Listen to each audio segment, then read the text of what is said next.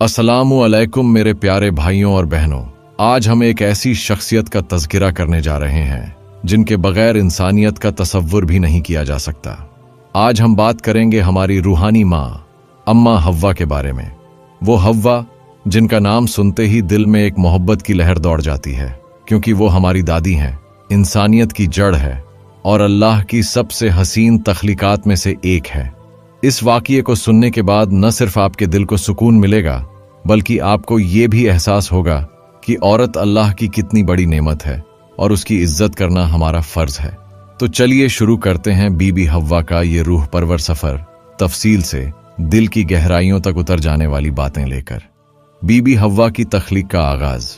भाइयों और बहनों, सोचिए उस वक्त को जब अल्लाह ताला ने पूरी कायनात को पैदा किया, जब उसने आसमानों के सातों परतों को एक बेइंतहा खूबसूरती के साथ तरतीब दी, जब उसने जमीन को बिछाया, पहाड़ों को गाढ़ा, समुंदरों को फैलाया और सितारों को आसमान की जीनत बनाया। हर चीज को उसका मकसद दिया। फरिश्तों को अपनी इबादत और हुक्म की तामील के लिए बनाया, जानवरों को इंसानों की खिदमत के लिए बनाया, पेड़ों और पौधों को उसकी रहमत का सबूत बनाया। लेकिन जब अल्लाह ताला ने इंसान को पैदा करने का इरादा किया तो उसने उसे सबसे ज्यादा इज्जत और मुकाम अता किया। उसने हजरत आदम अलैहिस्सलाम को अपनी खास दस्तकारी से बनाया। सोचिए, वह मिट्टी जिसे उसने तमाम जमीनों से लेकर मिलाया था, उसको अपने हाथों से शक्ल दी, उसका जिस्म बनाया और फिर उसमें अपनी रूह फूंकी। यह वही रूह थी जिसने आदम को नूर, समझ और इल्म बख्शा। फिर अल्लाह ताला ने तमाम फरिश्तों को हुक्म दिया कि आदम के सामने सजदा करें। सब ने सजदा किया सिवाय शैतान के, जिसने घमंड किया और काफिरों में से हो गया। लेकिन इसके बाद जब आदम अलैहिस्सलाम जन्नत में रहने लगे, जहां हर तरफ हूरें थीं, फरिश्ते थे, बेहिसाब नेमतें थीं, नदियां बह रही थीं, फल और खजूरें लटक रही थीं, वहां भी उनके दिल को एक तन्हाई महसूस हुई।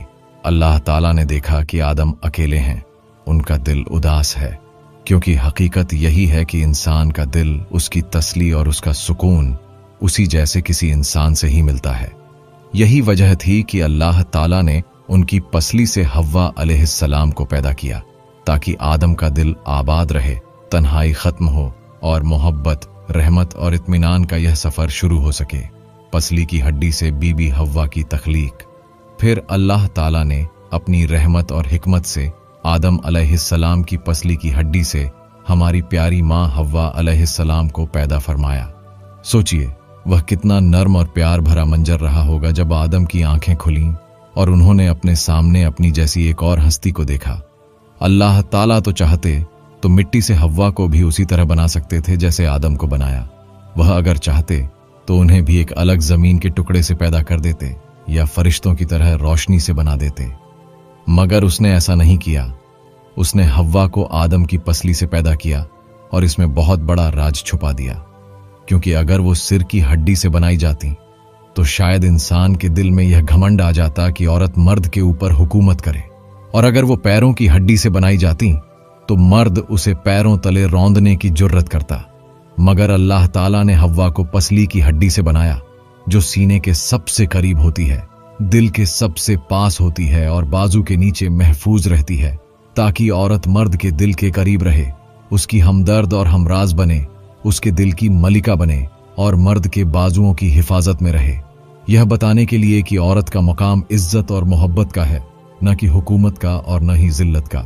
अल्लाह ने हव्वा को आदम के अकेलेपन का इलाज बनाया, उसकी तन्हाई का सुकून बनाया और यह दिखा दिया कि इस दुनिया की सबसे हसीन दौलत भी उस वक्त बेमानी हो जाती है जब इंसान तन्हा हो। सच्चा सुकून तो तभी है जब कोई अपना दिल के करीब हो, उसके जज्बात को समझने वाला हो, और यही रिश्ते की हकीकत और उसकी पाकीज़गी है। हव्वा का नाम और उसका मतलब। भाइयों और बहनों, क्या आप जानते हैं कि बीबी हव्वा का नाम क्यों रखा गया हव्वा? हव्वा लफ्ज हयात से निकला है, जिसका मतलब होता है जिंदगी, क्योंकि हव्वा ही तो वो जरिया हैं जिनसे इंसानियत का सिलसिला शुरू हुआ। हदीसों में आता है कि जब आदम अलैहिस्सलाम जागे और उन्होंने एक औरत को अपने पास देखा तो उन्होंने पूछा, ऐ मेरे रब, ये कौन है? अल्लाह ताला ने फरमाया, ये तुम्हारी बीवी है हव्वा, मैंने इसे तुम्हारे लिए बनाया है ताकि तुम इसके साथ सुकून पाओ। यही वजह है कि हर मर्द के दिल का सुकून उसकी बीवी में रखा गया है। जन्नत की जिंदगी और एक दरख्त का इम्तिहान। जब हव्वा और आदम अलैहिस्सलाम को अल्लाह ने जन्नत में जगह दी तो उनकी जिंदगी में कोई भी कमी बाकी नहीं थी। सोचिए, ऐसी जगह जहां चारों तरफ सिर्फ हरियाली हो, हवा में भी खुशबू घुली हो, जमीन पर फूलों की चादर बिछी हो और जन्नत की हूरें उनकी खिदमत में हाजिर हों। न उन्हें कोई बीमारी थी, न कोई थकान, न ही कोई गम, बस सुकून ही सुकून था, आराम ही आराम था। अल्लाह ताला ने उनसे बड़े प्यार से कहा, ऐ आदम, तुम और तुम्हारी बीवी इस जन्नत में पूरी आजादी के साथ रहो। जहां से जो चाहो वो खाओ पियो, जी भर के लुत्फ उठाओ। ये अल्फाज खुद अल्लाह के थे, जिसमें एक बाप की तरह मोहब्बत भी थी और एक मालिक की तरह हुक्म भी। लेकिन साथ ही अल्लाह ने उन्हें आगाह कर दिया था, मगर उस एक दरख्त के करीब मत जाना, वरना तुम जालिमों में शुमार कर लिए जाओगे। ये दरख्त कोई आम दरख्त नहीं था, दरअसल ये उनका इम्तिहान था। अल्लाह तो हर चीज पर कादिर है। वो चाहते तो इंसानों को भी फरिश्तों की तरह बना देते, जिनमें कोई ख्वाहिश, कोई कमजोरी ना होती। लेकिन नहीं, अल्लाह चाहते थे कि इंसान अपनी आजमाइशों से गुजरे, सही और गलत में फर्क करना सीखे और अपने रब की बंदगी को साबित करे। यही वजह थी कि जन्नत जैसी जगह में भी आदम और हव्वा का इम्तिहान लिया गया, क्योंकि अल्लाह का निजाम ही ऐसा है। वो हर इंसान को आजमाता है, चाहे वो जमीन पर हो या फिर जन्नत में ही क्यों ना हो। यही इम्तिहान तो इंसान की असल पहचान है और इसी के जरिए इंसान अपने रब के सबसे करीब पहुंच सकता है। शैतान का हसद और फरेब। भाइयों और बहनों, ये कहानी सिर्फ आदम और हव्वा की नहीं, ये हर उस इंसान की कहानी है जिसके दिल में लालच, धोखे और शैतान के बहकावे की आग कभी ना कभी जलती है। सोचिए, जब शैतान ने देखा कि आदम और हव्वा को अल्लाह ने कितनी इज्जत बख्शी है, उन्हें जन्नत का सरताज बनाया है, तो उसका दिल जलकर राख हो गया। उसका घमंड और हसद उससे बर्दाश्त नहीं हो रहा था। आखिरकार वो तो वही शैतान था जिसने आदम को सजदा करने से इनकार कर दिया था और अल्लाह के सामने सरेआम सरकशी की थी। अब उसकी ये तमन्ना बन गई थी कि जैसे वो खुद अल्लाह की नाफरमानी करके रद्द किया गया, वैसे ही आदम और हव्वा भी अल्लाह के हुक्म की खिलाफ वर्जी कर दें, ताकि वो भी रुस्वा हों और हमेशा के लिए तकलीफ में डाल दिए जाएं। यही वजह थी कि शैतान बार बार उनके पास आता। उसकी आवाज में नरमी होती, बातों में मिठास होती, लेकिन दिल में जहर छुपा होता। वो कहता, क्या तुम जानते हो इस दरख्त का फल खाने से क्या होगा? तुम कभी मरोगे नहीं, तुम हमेशा के लिए अमर हो जाओगे। ये जन्नत सिर्फ तुम्हारी हो जाएगी और कोई तुम्हें यहां से निकाल नहीं पाएगा।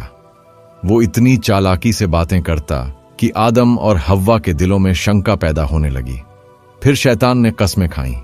उसने कहा, कसम है, मैं तो तुम्हारा भला चाहता हूं, मैं तो तुम्हारा सच्चा दोस्त हूं। भाइयों और बहनों, इंसान आखिर इंसान ही होता है। अल्लाह ने इंसान के अंदर भूले की खसलत भी रखी है। आदम और हव्वा अलैहिस्सलाम से भी ये भूल हो गई। उन्होंने उस दरख्त का फल खा लिया। वो पल बहुत भारी था, क्योंकि जैसे ही उन्होंने उस फल का जायका लिया, उनकी मासूमियत की चादर उतर गई। उन्हें महसूस हुआ कि उन्होंने अल्लाह के हुक्म की खिलाफ वर्जी कर दी। उनका दिल कांप उठा, उनकी रूह लरज उठी और शर्मिंदगी के आंसू उनकी आंखों से बहने लगे। यही इंसान की हकीकत है।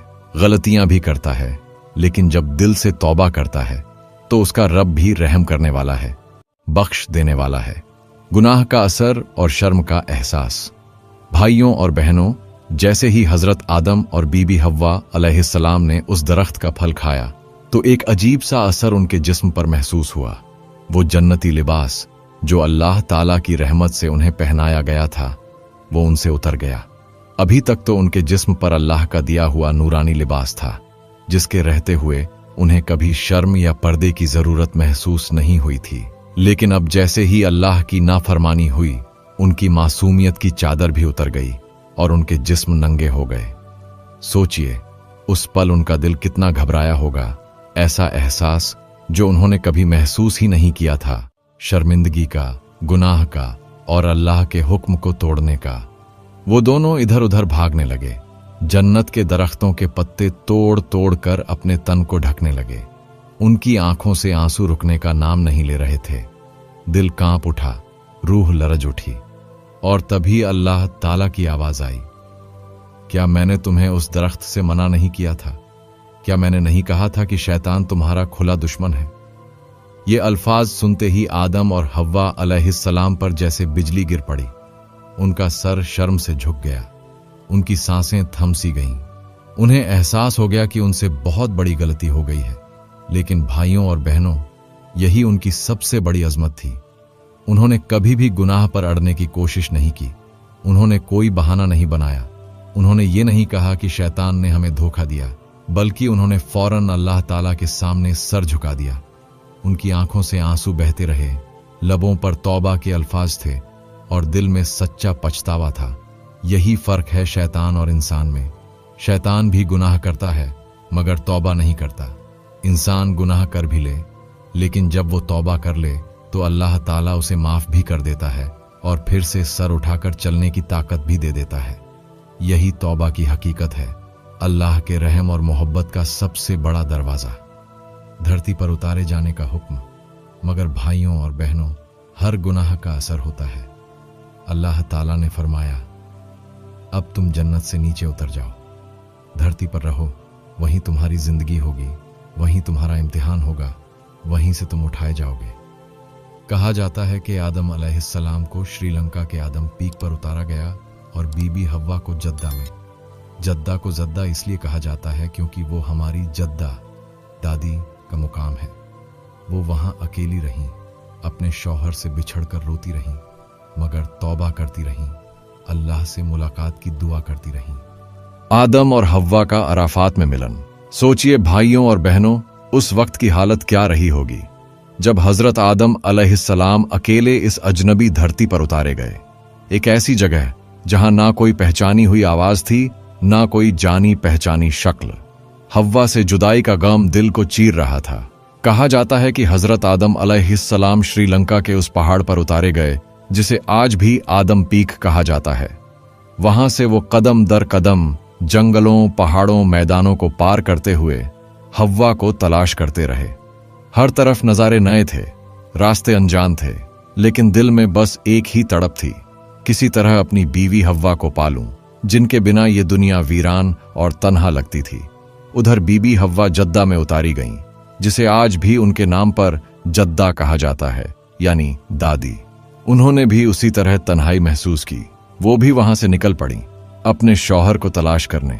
सोचिए, ये दोनों अल्लाह के वो पाक बंदे थे जो जन्नत में साथ रहते थे, लेकिन अब दुनिया में एक दूसरे से दूर कर दिए गए थे। सालों बीत गए, दिन और रात आते रहे, मौसम बदलते रहे, लेकिन इन दोनों की तलाश खत्म नहीं हुई। दोनों अलग अलग रास्तों से चलते रहे, रोते रहे, दुआएं करते रहे, तौबा करते रहे। आखिरकार अल्लाह की रहमत से दोनों मक्का मुकर्रमा के पास अराफात के मैदान में आकर मिले। जैसे ही दोनों की नजरें एक दूसरे पर पड़ीं, उनकी रूह तक सुकून से भर गई। आंखों से आंसुओं की धार बहने लगी और उनके लबों से यही अल्फाज निकले, रब्बना जलमना अनफुसना, ऐ हमारे रब, हमने अपने ऊपर जुल्म किया, अगर तू हमें माफ नहीं करेगा तो हम नुकसान उठाने वालों में से होंगे। अराफात का मतलब ही है पहचान। वहीं दोनों ने खुद को पहचाना, अपने गुनाह को पहचाना और अपने रब की रहमत को भी पहचाना। अल्लाह तो सबसे ज्यादा रहम करने वाला है, उसने उनकी तौबा कबूल कर ली। ये साबित कर दिया कि इंसान से गलती हो जाए तो मायूस मत हो, बल्कि तौबा कर, रो, गिड़गिड़ा, क्योंकि तेरा रब इंतजार करता है तुझसे रहमत करने का, तेरे गुनाहों को माफ करने का। यही कहानी हमें सब्र, उम्मीद और अल्लाह की बेइंतहा मोहब्बत का सबसे बड़ा सबक देती है। हव्वा की औलाद और इंसानियत का सिलसिला। फिर हव्वा और आदम अलैहिस्सलाम की औलाद हुई। कहा जाता है कि हर बार जुड़वा पैदा होते थे, एक बेटा एक बेटी। सबसे पहले हाबील और काबील पैदा हुए, फिर उनके बाद भी कई औलादें हुईं। इसी तरह इंसानियत का सिलसिला पूरी दुनिया में फैला। बीबी हव्वा हर औलाद के साथ बराबर का प्यार करती थीं। वो सब्र, मोहब्बत, दुआ और घर संभालने की सबसे बड़ी मिसाल थीं। उन्होंने ही इंसानों को खाना पकाना, बच्चों की परवरिश करना और घर को जन्नत बनाने का तरीका सिखाया। हव्वा का इंतकाल और मजार। भाइयों और बहनों, कहा जाता है कि बीबी हव्वा का इंतकाल जद्दा में ही हुआ, वहीं उनका मजार भी है। अरब के लोग जद्दा को आज भी अम्मा हव्वा का शहर कहते हैं। उनकी कब्र बहुत लंबी बताई जाती है क्योंकि आदम और हव्वा अलैहिस्सलाम के जिस्म बहुत लंबे थे। आज भी जद्दा के लोग इस जगह को बहुत अदब और एहतराम से देखते हैं। कहते हैं जब भी कोई वहां जाता है तो उसके दिल से अनजाने में ही दुआ निकलती है, सलाम हो हमारी प्यारी मां हव्वा पर जिन्होंने हमें जन्म दिया। बीबी हव्वा से मिलने वाला सबक। भाइयों और बहनों, बीबी हव्वा के वाकये से हमें बहुत अहम बातें सीखने को मिलती हैं। सबसे पहली बात, औरत किसी भी घर में बोझ नहीं है, वो रहमत है, सुकून है। दूसरी बात, इंसान से गलती होती है मगर तौबा कर लेना, अल्लाह से माफी मांग लेना ही उसकी असली ताकत है। तीसरी बात, शैतान हमारा खुला दुश्मन है, वो हमेशा हमें बहकाता है, इसलिए हर वक्त अल्लाह से मदद मांगनी चाहिए। और आखिरी बात, हर औरत में हव्वा की झलक है, इज्जत दीजिए, प्यार दीजिए, क्योंकि इसी से घर जन्नत बनता है। आओ सब मिलकर दुआ करें, ऐ अल्लाह हमें बीबी हव्वा की तरह वफादार, सब्र करने वाला और मोहब्बत देने वाला बना। हमें हमारी गलतियों की माफी दे, हमारे दिलों को साफ कर, हमें शैतान के फरेब से बचा, और जिस तरह तूने आदम और हव्वा की तौबा कबूल की, हमारी तौबा भी कबूल फरमा।